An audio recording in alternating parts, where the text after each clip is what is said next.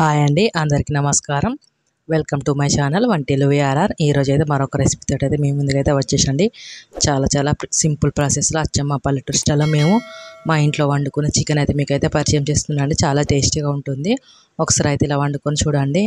అలాగే మన ఛానల్లో చేసే రెసిపీస్ మీకు నచ్చినట్లయితే ప్లీజ్ సబ్స్క్రైబ్, లైక్, సపోర్ట్ అయితే చేయండి. ఇప్పుడు అయితే మనం ముందుగా అయితే చికెన్ కోసం అయితే టమాటా, ఉల్లిపాయ ముక్కలు, అలాగే పచ్చిమిర్చి అయితే కట్ చేసి పెట్టుకుందాం. చికెన్ కూడా ఫ్రెష్గా కడుక్కొని అయితే పెట్టుకుందామండి.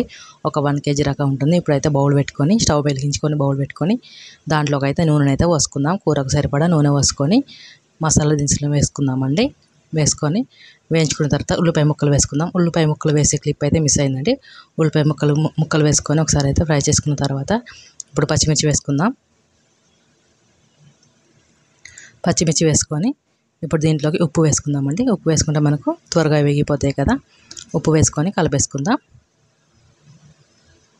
కలుపుకున్న తర్వాత చూడండి కొద్దిగా అయితే ఫ్రై అయిపోయినాయి కదా.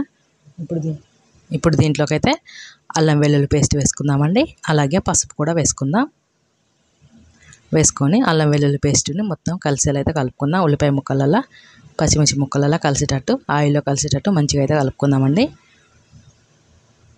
కలుపుకొని అల్లం వెల్లుల్లి పేస్ట్ని అయితే ఫ్రై చేసుకుందాం. చూడండి కొద్దిగా అయితే ఫ్రై అయిపోయింది కదా. ఇప్పుడైతే చికెన్ అయితే వేసుకుందామండి. 1 kg చికెన్ నీట్గా అయితే వాష్ చేసి పెట్టుకున్నాం కదా. దాన్ని అయితే ఉల్లిపాయ ముక్కలు మంచిగా ఫ్రై అయిపోయినాయి కదా. ఇప్పుడు దాంట్లోకి అయితే వేసుకుందాం. చికెన్ ముక్కలన్నిటిని వేసుకొని ఒకసారి మంచిగా నూనెలో కలిసేలా ముక్కలన్నిటిని మంచిగా అయితే గరిటెతో అయితే కలిపేసుకుందామండి.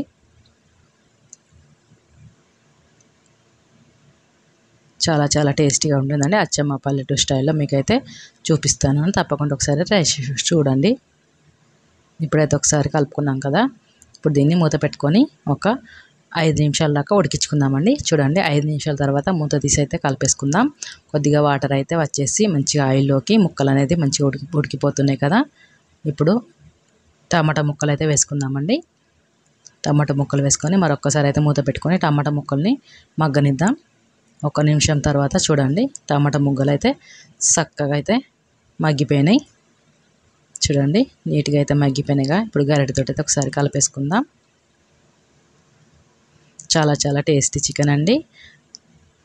రుచి కూడా చాలా బాగుంటుంది. ఒకసారి అయితే ట్రై చేసి చూడండి. అలాగే మన ఛానల్లో సబ్స్క్రైబ్ చేసుకొని లైక్ చేయండి, సపోర్ట్ అయితే చేయండి ఫ్రెండ్స్. ఇప్పుడైతే కారం అయితే వేసుకుందామండి. కారం మీ టేస్ట్కి తగ్గట్టు, మీ రుచికి తగ్గట్టు మీరు ఎంత అయితే కారం తింటారో అంత చూసి వేసుకోండి.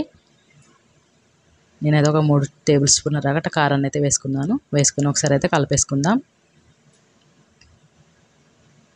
ఇలా కలిపేసుకొని కారం మొత్తం మంచిగా ముక్కలకు పట్టేలా కలిపేసుకుందాం.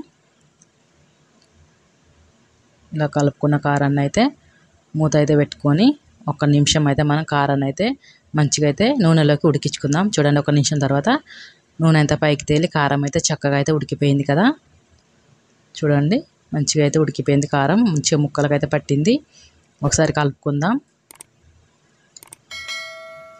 ఇలా కలిపేసుకున్న తర్వాత ఇప్పుడు మనం వాటర్ అనేది పోసుకుందాం. నీళ్ళు పోసుకుందామండి. మనకు ఎంతైతే సూప్ కావాలో అంత చూసి వాటర్ అయితే పోసుకుందాం. కొంతమంది సూపు చిక్కగా ఇష్టపడతారు, కొంతమంది అయితే కొద్దిగా పల్చగానే ఇష్టపడతారు. అది చూసుకొని మనం అయితే వాటర్ అయితే పోసుకొని ఇప్పుడు దీంట్లోకి పచ్చిధనాల పౌడర్ వేసుకుందామండి. పచ్చిధనాల పౌడర్ వేయడం వల్ల సూప్ అనేది మంచిగా చిక్కగా మంచిగా గ్రేవీ అనేది సూపర్ ఉంటుంది. ఒకసారి అయితే కలుపుకుందాం. టేస్ట్ కూడా చాలా బాగుంటుందండి. కలిపేసుకొని ఇప్పుడు మూత అయితే పెట్టుకొని మనం కూరనైతే మంచిగా దగ్గర పడనిద్దాం. చూడండి ఒక 5 నిమిషాల తర్వాత మంచిగా చక్కగా అయితే దగ్గర పడిపోయింది. మనకు కావాల్సిన పులుసు అయితే రెడీ అయిపోయిందండి. ఇప్పుడైతే లాస్ట్లోకి గరం మసాలా వేసుకుందామండి. గరం మసాలా వేసుకొని ఒకసారి అట్లా కలిపేసుకొని పైనుంచి కొత్తిమీర కూడా వేసుకుందాం. కొద్దిగా కొత్తిమీర వేసుకొని ఇప్పుడు 1 నిమిషం పాటు మూత పెట్టుకొని ఉడికించుకొని తర్వాత ఒకసారి అయితే కలిపేసుకొని ఇప్పుడు మళ్ళీ పైనుంచి అయితే కొత్తిమీర కొద్దిగా వేసుకొని స్టవ్ అయితే ఆఫ్ చేసుకొని కూరనైతే దింపేసుకుందాం. కూర అయితే రెడీ అయిపోయిందండి. చికెన్ కూర చాలా టేస్టీగా పులుసు అయితే చాలా బాగుంటుందండి. చాలా టేస్టీగా ఉంటుంది. తప్పకుండా ఒకసారి ట్రై చేసి చూడండి. అలాగే మన ఛానల్లో మీకు వీడియోలో నచ్చినట్టయితే ప్లీజ్ సబ్స్క్రైబ్, లైక్, సపోర్ట్ చేయండి. అలాగే కామెంట్ కూడా చేయండి ఫ్రెండ్స్. మీరు కామెంట్ చేస్తేనే కదా నాకు తెలుస్తుంది నేను ఎలా చేస్తున్నా అనేది. Please subscribe, like, support. Thank you for watching అండి.